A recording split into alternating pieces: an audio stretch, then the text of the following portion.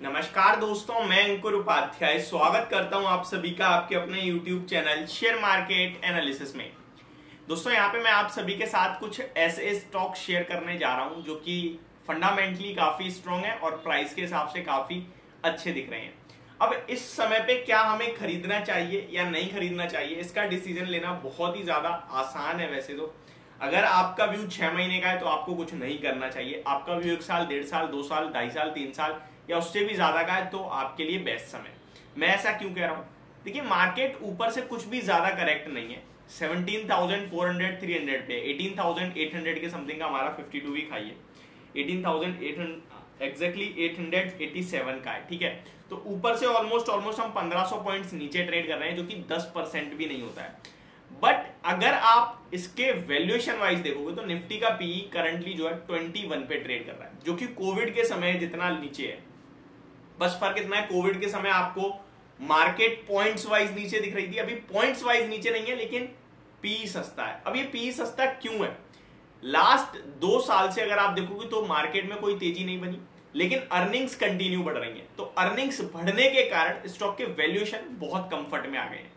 लेकिन एक बात और है यहाँ पे, वो ये कि मार्केट में कोई बायर नहीं है, जिसके कारण मार्केट में गिरावट, अगर हल्की भी सेलिंग आती है तो ज्यादा तेज गिरावट हो जाती है। इस बीच में एक अच्छा और समझदार निवेशक कहीं ना कहीं डेफिनेटली अच्छे और क्वालिटी स्टॉक्स में खरीदारी करने के मौके कंटिन्यू ढूंढता रह रहा है और वो पैसा लगा रहा है बाजार में।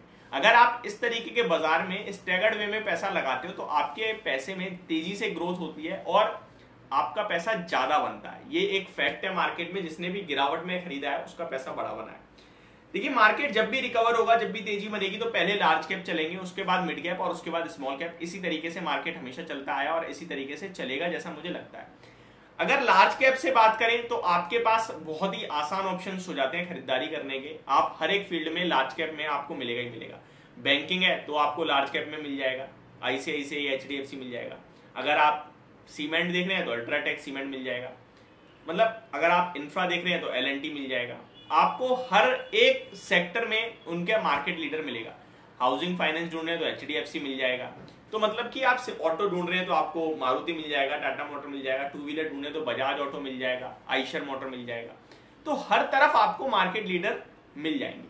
ठीक है, लेकिन सवाल ये उठता है कि कहां पैसा लगाएं, कहां नहीं लगाएं।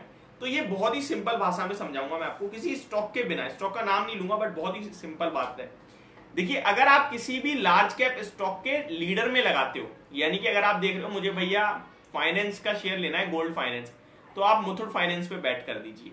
अगर गोल्ड के स्टॉक्स, गोल्ड फाइनेंस वाले स्टॉक्स बढ़ेंगे तो मुथूट फाइनेंस लीड करेगा। बेशक अभी नहीं कर रहा, लेकिन करेगा। ठीक है, अगर आपको बैंकिंग में लगाना है, एचडीएफसी, आईसीआईसीआई में लगा दीजिए, जब भी चलेगा ये लीड करेंगे।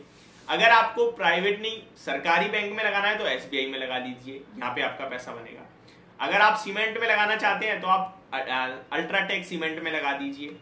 आप ऑटो में लगाना चाहते हैं, 4 व्हीलर प्ले करना चाहते हैं, तो हमारे पास 2 ही ऑप्शन है, मारुति और टाटा मोटर्स। तो आप दोनों में से कोई भी चुन लीजिए, दोनों ही लीडर है। वैसे मारुति का शेयर ज्यादा है, लेकिन अभी करंटली टाटा मोटर्स गेन कर रहा है क्योंकि ईवी प्ले है।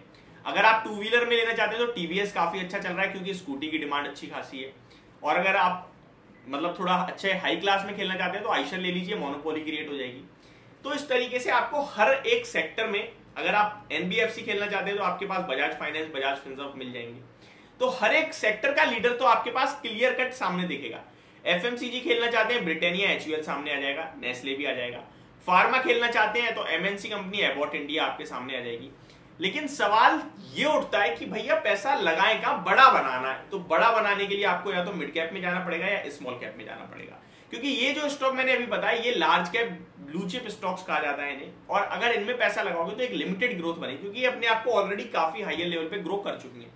इनमें आपके पास सेफ्टी पूरी होगी लेकिन ग्रोथ उतनी खास नहीं होगी, लेकिन कंपाउंडिंग की पावर से ये भी 20-25 साल में आपका बड़ा पैसा बना के दे देंगे।